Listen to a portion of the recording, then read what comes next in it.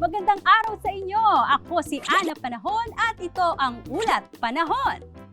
Siya? Si Ana Panahon? Parang may kamukha siya.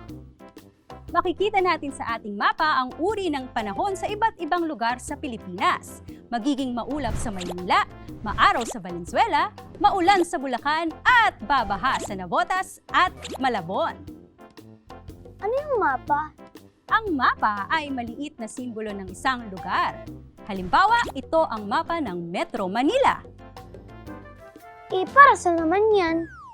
Dahil masyadong malaki ang Metro Manila, mahihirapan tayong tukuyin ang isang lugar. Pero gamit ang mapa, madali nating malalaman ang kinaroroonan nito.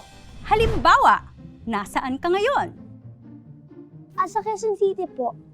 Ayon sa ating mapa, narito ang Quezon City. Saan naman nagtatrabaho ang nanay mo? Sa Makati po. Narito naman ang Makati. Nakikita natin kung gaano kalayo ang pinagtatrabahuhan ng iyong nanay sa kinaroroonan mo ngayon. Malayo pala. Kaya kailangan talaga akong iwan ni nanay dito habang nagtatrabaho siya. Natutuwa ako na ako'y nakakatulong sa inyo. Hanggang sa susunod na Ulat Panahon, laging tandaan, minsan umuulan, minsan umaaraw, Ana Panahon lang yan!